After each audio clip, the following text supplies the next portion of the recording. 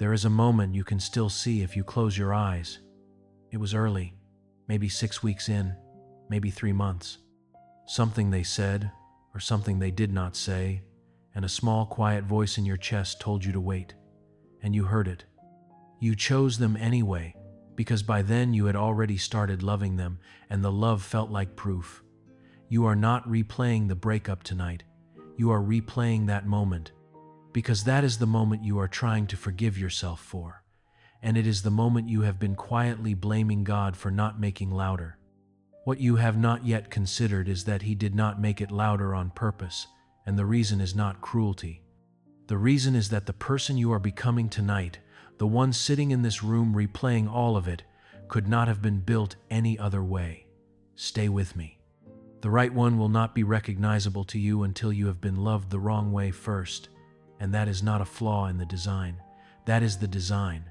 You have told yourself the story of that relationship in 100 versions.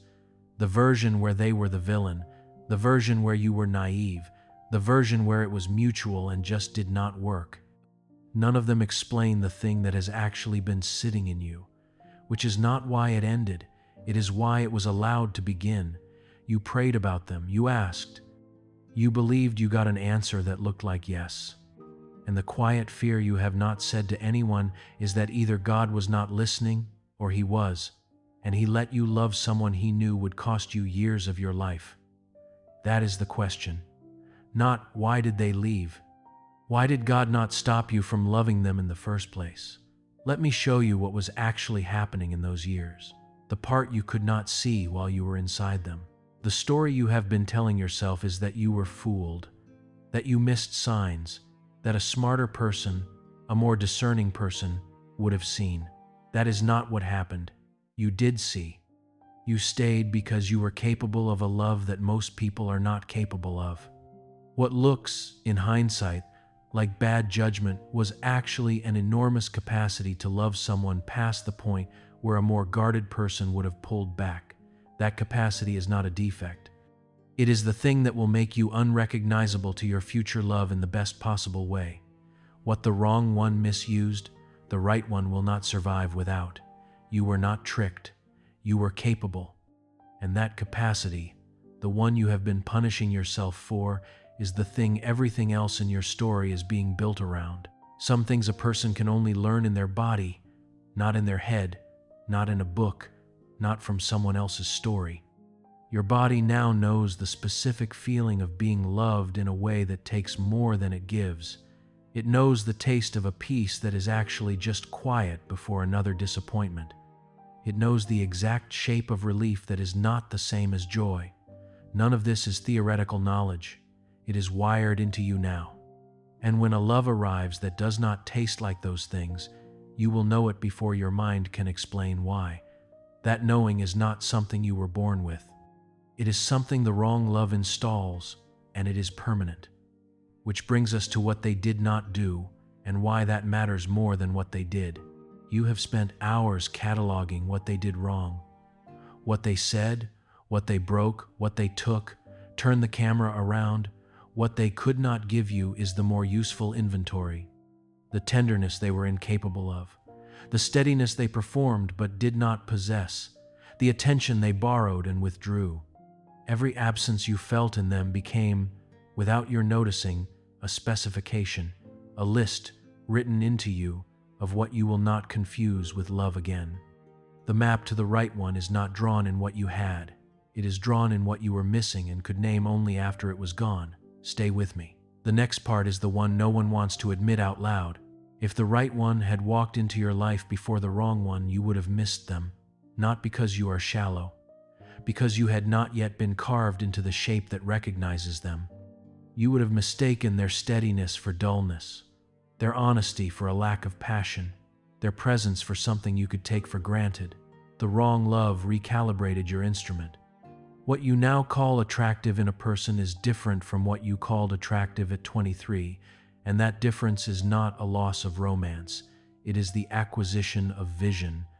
Someone who has never been failed by charm is not yet able to see past it. You have been. You can.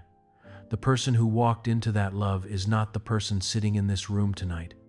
Something in you was softer then, and something in you now is more specific. You used to believe love was something you earned by being enough. You no longer believe that, and you could not have stopped believing it without being loved by someone who required you to keep earning it forever. The exhaustion of that is what taught you. You are not harder now. You are clearer.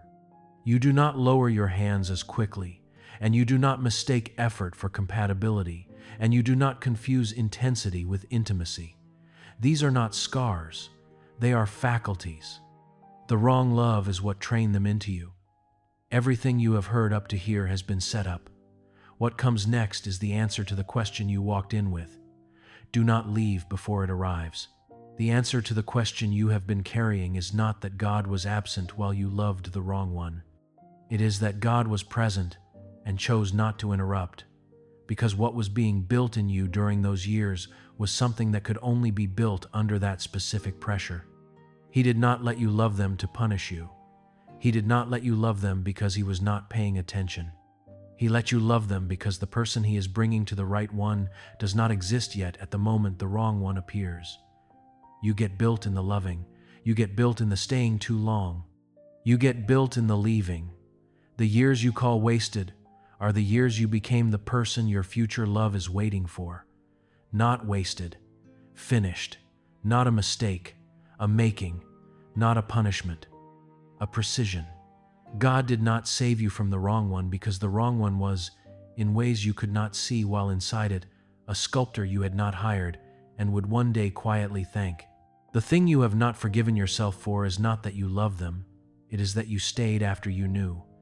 You think that makes you foolish. You think a person with better judgment would have walked sooner.